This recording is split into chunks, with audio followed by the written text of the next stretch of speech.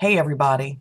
I was up late last night and I was looking at some stuff on Facebook, like, going through my daughter's Facebook and looking at my son's, and I noticed my daughter had like this page about ratchet fights.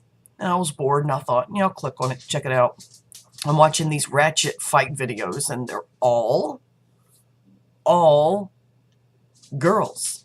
They're all girls and they're all black girls.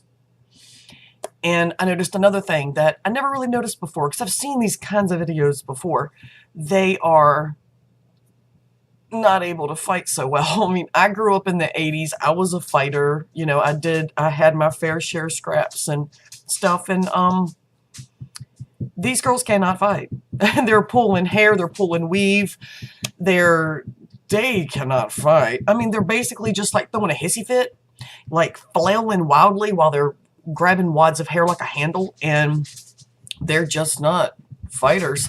They're lashing out wildly like someone that was raised in the woods by fucking wolves or something.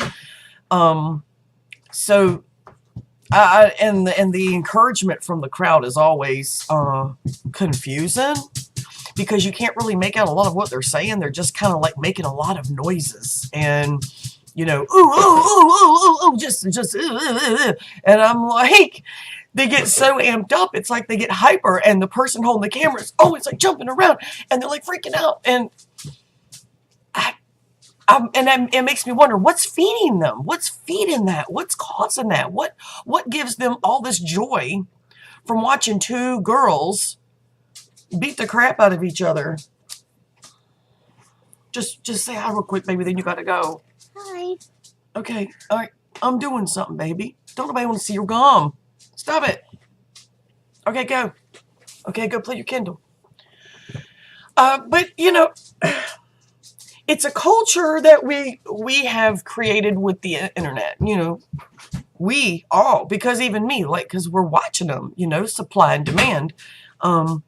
There's a constant supply, and it's because everyone's got a camera on their fucking phone. Everyone has a camera. So there's, I know fights have been happening, but this is a recent, in the past several years, a culture change. And they actually plan the fights. That's another confusing thing. I remember back in the day, you'd get in a fight. It was a spur of the moment thing. You knew this girl was mad at you or you were mad at this girl, and you'd cut eyes at each other in the hallway, just the right moment in school or on street, and it was on. It happened. Now they're planning it. They're arriving at people's houses and shit, or going in the back of abandoned buildings and planning these fights. What? And they're not even real fights. I mean, they're hissy fit spells. I don't know. But anyway, what really bothered me really, really bad was and it always has, is the parents. A lot of times, like I saw one where the mom was encouraging, and she may have even been holding the camera. I'm not sure about that. But she was encouraging her daughter and giving her points and tips and, pointers on what to do.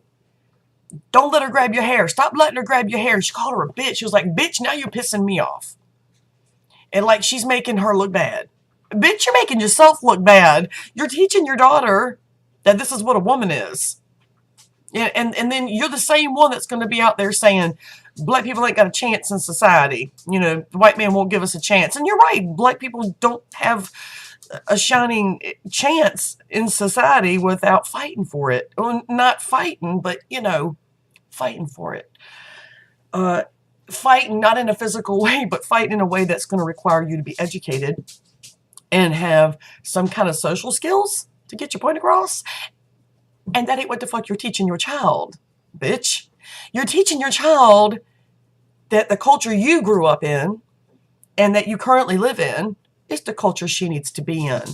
And that everyone else in society needs to accept that and still give her a chance. I wouldn't hire her. I would not hire her. No. Mm-mm. And as far as like in the schools, these fights that are happening in the schools, that is awful. These people cannot control their classrooms. These people that are teaching the classrooms, a lot of the times in the videos I saw, they're older. I mean, old, old, not older, they're old. They're like literally little gray-haired old people. And they're scared. They don't even want to get in the middle of it, and these kids know it. They know it. And they take advantage of it, and the rest of the classroom is just mocking and laughing, encouraging. They got their phones out. Leave your fucking phone in your backpack. If I saw, no, sorry. If I was in charge of a school, is the phone. I can understand wanting your kid to have a phone in school, and I encourage that. Your phone has no business in your hand in a classroom. None. None.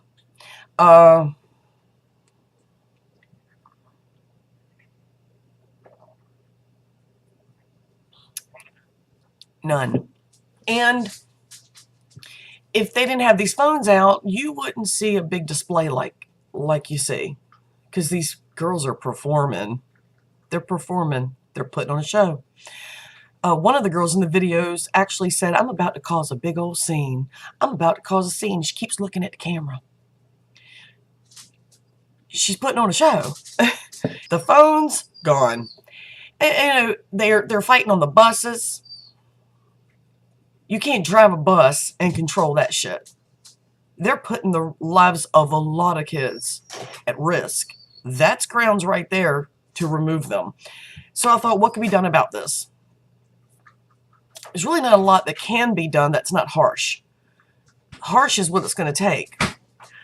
I thought suspension's not working. Obviously, they come back and they feel like they're coming back as heroes. Everyone's been talking about that awesome fight. So that ain't going to work. And then you got alternative school. I went to alternative school. And for anyone that doesn't know what alternative school is, it's for kids that just cannot function in your standard school atmosphere. Alternative school's a no-go because everybody would be working to get into the alternative school. They want to hang out with their friends and fight and be fuck-ups and show off and show their ass. So they're going to be wanting to go to alternative school. And that's just going to encourage it to expel them. I don't give a fuck what grade they're in. When they're repeat offenders like that, they need to go. They need to go. Kids cannot be expected to learn in that atmosphere. And there are some kids in the classrooms that do want to learn. And they can't. How can they? How can they learn? That's got to be an amazing stress. Now look, when we moved here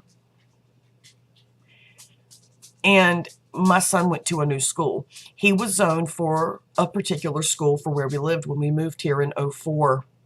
And it was Phillips Middle School. Oh, what a nightmare school that is, in Battleboro.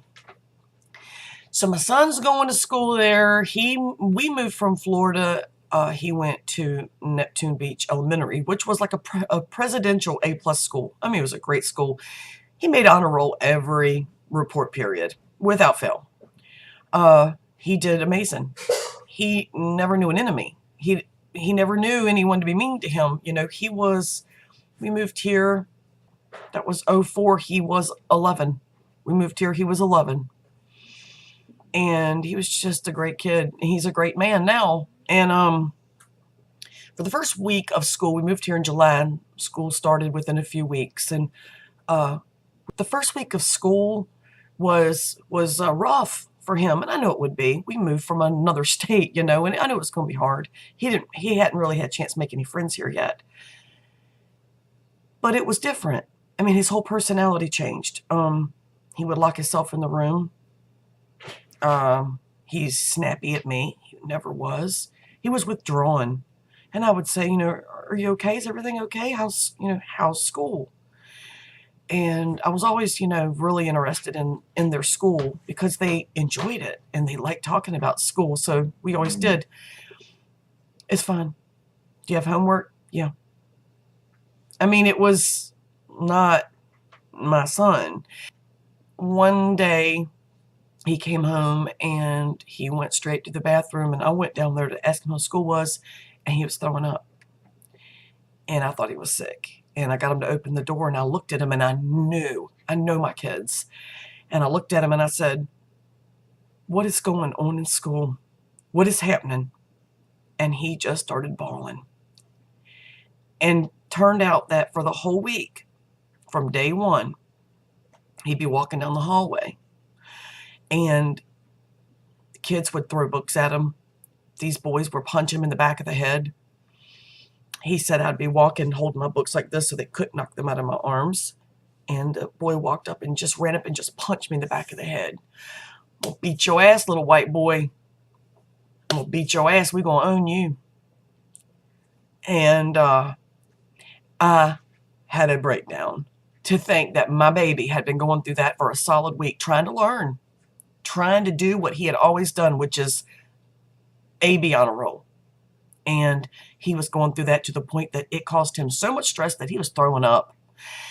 You can't learn in that atmosphere. Needless to say, he never went back to that school again. I went up there and had it out with the principal, who was a fucking joke.